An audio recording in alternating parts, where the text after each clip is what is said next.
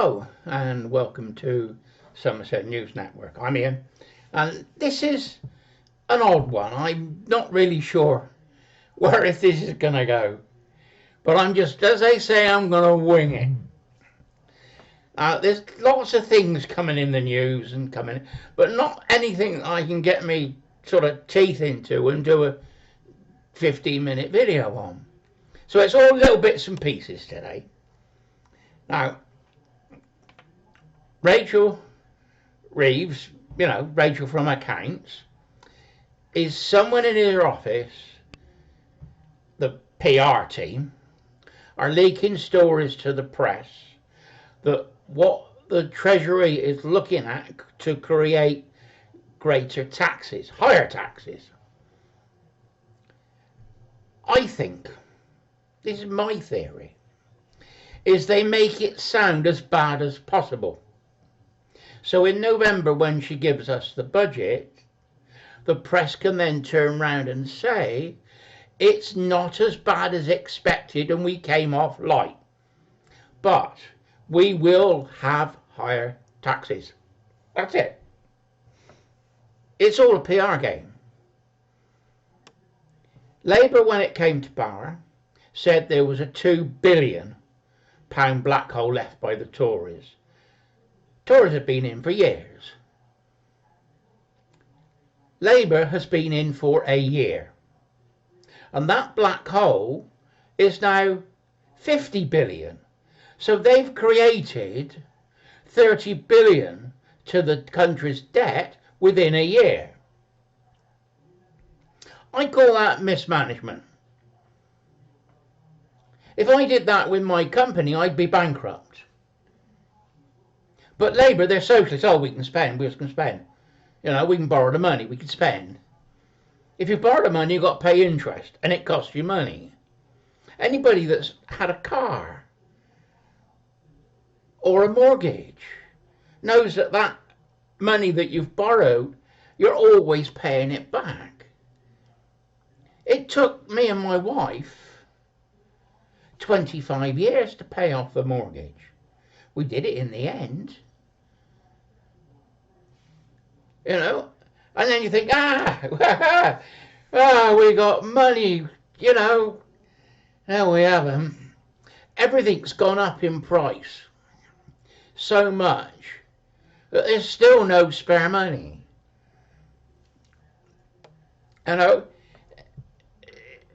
Things are not getting easier. And it isn't going to get any easier under Labour. I call it the tyranny of Starmer. That's the only way I can explain this.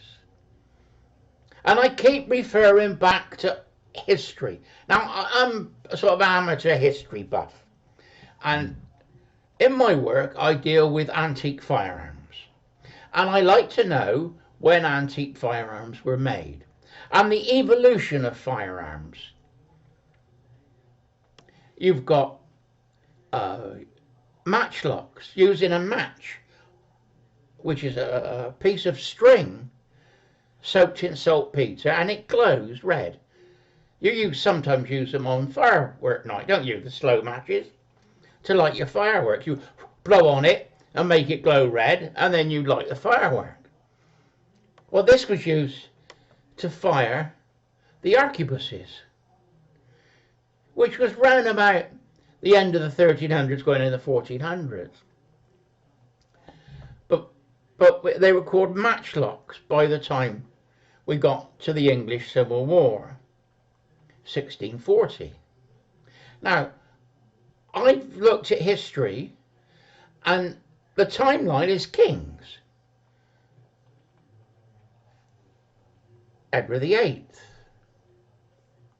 Queen Elizabeth, Queen Anne, then you've got the Georges. American Civil War was under George III. The Americans blame George III for everything. Now, this is where I'm saying I'm going off track, but it's just what's coming into my head. George III was king but had no power because of the Bill of Rights of 1688, which people forget. the power at the time. We had William Pitt was Prime Minister. William Pitt was ill. William Pitt the Elder. He was ill. He had to step back. And Lord North took over. Lord North and his cronies, like Starmer has to do today, spent too much money on wars. And the government needed money. So they decided they would tax the colonies, America. Oh, they put crazy taxes on. They had a paper tax. If you wrote a document out, you had to pay a tax on it. Can't remember exactly what it was called, but every legal document had a tax on it. It was a paper tax. Absolutely ridiculous. They had tobacco tax. They had wheat. And all the things that we get from America were taxed. Cotton was another one. And molasses were all taxed. They even taxed America for housing our troops in America, called it a barracks tax. And this was all under Lord North. Now, today, you would call it the deep state. Like the Bushes, the Obamas, Clintons, Harris, Biden. Like the deep state. Lord North and his cronies were like the deep state. They did things like Labour's doing things. They just thought they could tax their way out of a problem, not create stuff to let the economy grow. So with all these taxes, they upset the Americans. And because they upset the Americans, in 1775, at Lexington, somebody fired a shot. And they call it the shot that was heard all over the world. They still don't know who fired that shot.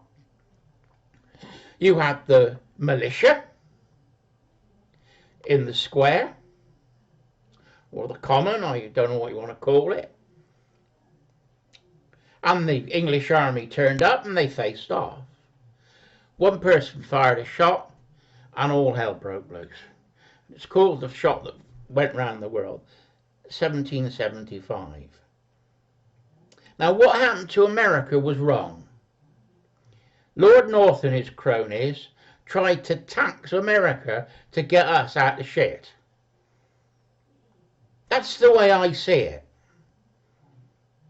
But there's something else that goes along with this. Like all things, you've got the news, you've got the BBC, and they tell you what the problem is, and they tell you the solution. The thing is, what they're telling you isn't quite what it really is. There's always underlying things that they don't tell you. Our history in school didn't tell us. They only told us about King George. Because even us in England were told it was King George's fault. Mad King George, they called him. But it was Lord North. It's like history. Are they going to blame Starmer for what's happened in the last year? Whoever's writing history books will be trying to say, oh no, it was the Tories that did it and Starmer was just trying to put it right. You won't say. This is a sort of thing that happens. Now, 1773, there was a free slave that was caught in London by a ship's captain, a ship out of Boston. He was a slave to a Boston trader. The Boston trader wanted his slave back, and his name was Somerset. That's how I remember it, because I live in Somerset. But it's Somerset with 2 T's.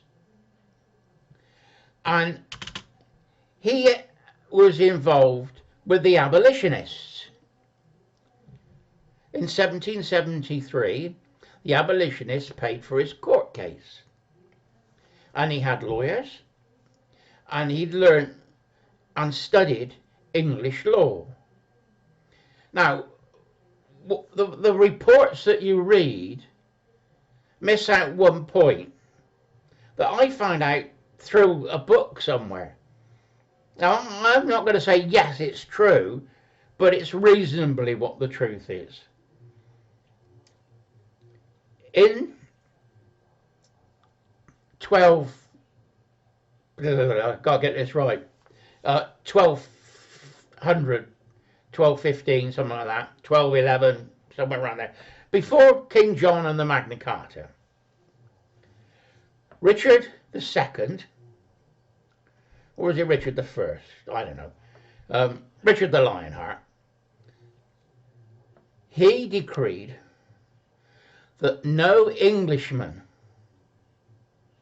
can be sold out of the country.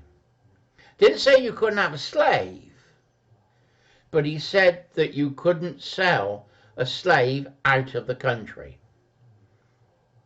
So it was kept here in England. That was a serfdom, wasn't it? And they were saying no man could own another. So when the abolitionists went to court, they said that slavery was banned in England and no man could own another. Therefore, because he's in England, he is a free man.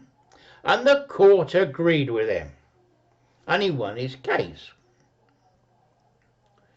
And he was free. Now, because England was an empire and ruled the other colonies, and the other colonies were governed by English law. Now they had that no man could own another. Now what happens if you transport that to America? It means that all the slaves would be free, or they'd have to pay them a wage, and they could work for whoever they wanted to. In 1773 to 1775, that's a bad idea for them. And this is where the deep state idea comes in. It's the only way I can explain it. There's no paperwork. You know, I can't point a finger and say, look, there's the proof. I think the English wanted to get rid of two things. They wanted to keep slavery. If they stayed with England and English law was adopted by the Americans, they would lose slavery. They had smugglers, people involved in the black market, bringing goods into America, and we weren't getting any taxes on it. Brandy, wine, tea. It's where you get the Boston Tea Party from. Now, my American friends are telling me that a lot of the Boston Tea Party lot were smugglers. They were crooks. But it all adds to the mix. And then we had the American War of Independence. And that was to maintain slavery. Because if they didn't split with England, they would have had to have lost slavery. You then had the American Civil War. And the Unionists wanted to ban slavery, and the southern states wanted to keep slavery. So after the Unionists won, they banned slavery, but they brought in segregation. Blacks only hotels, blacks only cafes. Blacks only this, no blacks. Totally wrong. And I totally agree with people trying to get rid of it. But it took years to get rid of it. During the war, they had black regiments. And they were trying to integrate them into the American white regiments. And it went on basically until the 60s. You know, and there's still that. When you go to the States, there's still that tension there that you see it. You know, and it's the deep state that's controlling it. Like Starmer. Starmer isn't working for the country. He's working for a higher power, and not a good higher power. I don't know who the higher power is. Like North and his cronies were the deep state in 1773, 1776, Starmer is working for somebody else. Now, could it be the WEF, World Economic Forum, you know, Davos? He's a lawyer, right? Now, a lot of my lawyer friends are in Freemasonry. Could it be that Starmer is in Freemasonry, who are linked to the deep state and are using him? Now, I'm not talking about English Freemasonry, I'm talking about Scottish Freemasonry now. It's two separate branches. And the Scottish Freemasonry is where I think the deep state operates. Now, there's no proof, there's no written proof for all this. It's just little bits of information I pick up as I've lived. When you talk to people, you know, you go to wine parties, or dinner parties, and somebody says something, not necessarily fact, but it's based on to the truth. And you pick all these little bits of information out, and then you try and figure it out for yourself. And this is what I'm doing here. I could be wrong. I admit that. But this is how I see it. Now, Ed Davey. Oh, he's a funny guy, isn't he? Yeah. He was allegedly invited to the King's banquet with Donald Trump. Now, he says that he's had to decline because of Trump's stance on Gaza, and that God has told him not to go. Well, if somebody was hearing voices, that's not normal, is it? You know, he thinks he didn't ought to go. But it's all a PR stunt. He hasn't been in the press for months. Farage has taken all the press, even taken the press from the Tories. In the last 3 days, he's been all over the place. That's what it's done for. It's PR. If he goes or doesn't go is irrelevant. But if he's an elected member of the House of Commons and the leader of his party, surely he's letting his constituents down and his party down.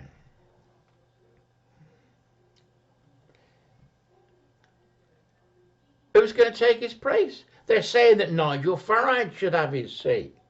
I got no problems with that. Nigel and Trump are supposed to be friends, aren't they? You know. But I just find it odd that God has told him. It's a very strange expression to use for a politician. Is he after the Christian vote? I don't know. I don't know. Anyway, let's leave that one aside. Now, I think 20 minutes I've been talking, and I think I've talked for long enough. There'll be other things to talk about, but we've got to get things in perspective. We've got to fly the flag. You know, I've got my wife bought me this. Good girl. you know, and we are under tyranny. We're under the tyranny of a Starmer government. Now you had the Rebecca riots, the toll puddle marches, where you had to pay a toll to go on a road. Farmers didn't have any cash, and they wanted to go and buy grain so they could grow grain and make some money. Well, and feed themselves as well. But they couldn't go down the toll road because they didn't have any money. So they dressed up as women and accosted the toll keeper. And these riots weren't isolated. They were all over the country, and they were called the Rebecca riots against the toll roads. Now the same thing's happening today. People have got these illegal immigrants. The illegal immigrants are molesting girls. Girls are unsafe around them. Mothers, sisters, fathers are up in arms. Their kids are not being kept safe by the state. One of the things the state has got to do is to maintain the safety of the public. It's one of their main aims. Maintain the borders and keep people safe. So there's an act, and it says that people should be able to travel freely. Well, if you've got these migrants out and they're attacking people, that is against our constitution. So the Starmer tyranny government has fallen down on two accounts of their main aim of government: to maintain a safe border, look at all the boats coming over, and to maintain the safety of the public. And they've fallen down on both accounts. The easiest way out of this is to call a general election and let us decide what we want. In my constituency, we haven't got an alternative other than reform. Now, I've got my problems with reform, and I've said that before. But we haven't got any other candidates that I know of yet from other parties. We can't vote Tory. We definitely can't vote Labour. We've got to get Labour out. And I've now got a Labour MP who nobody can get hold of. I had to do a video, and it got 14,000 views. And as I just said, where's my MP? I needed him to help me. It was something that he could do. And when that video went viral locally, I've posted the video on the Friday. On the Sunday afternoon, I got a phone call. Hello, it's my MP. Hello. He said, I've talked to Avon and Somerset Police, and I'm dealing with your matter, and I'm going to sort it out in the morning. Monday morning came, he phoned me, and he said, sort it out, no problem. I said, thank you very much. I said, I'm sorry I had to do the video, but I couldn't solve this on my own. I needed help. And he was nice enough about it. But other people now are having problems getting hold of him and getting him to do things. What is he doing? Now, our other MP was a Tory, was Liam Fox. Liam Fox was a brilliant constituency MP. People say that he had problems, but I don't know anything about that. All I know is my interactions with Liam Fox. When we used to go up and lobby in the 80s and into the 90s, and used to go up to London, you fill in a chit in the lobby and you hand it in, and Liam would come down and say hello, we'd have a chat. A couple of times he didn't because he was already in meetings. He got me a visitor's pass for the gallery for one day. That was fascinating. I can't remember anything about it, but I was sat watching what you see on the television, you know, Question Time or anything. I was sat in Parliament watching them work. Fascinating. Anyway, I've talked 25 minutes now. I'm sorry. I'm just rambling and thinking, but we've got to get rid of this Labour government. They say that if Rachel Reeves put too much taxes on, the economy will collapse, the markets will collapse, and the government will have to go to the IMF to borrow money. Remember what Denis Healey had to do when he was Chancellor. He ended up having to go to the IMF because Labour spends too much money and wanted to borrow more money, and they couldn't get it. Anyway, Ian, Somerset News Network. I'll say something when I've really got something to say, but this is just a chit-chat one. Anyway, bye-bye for now.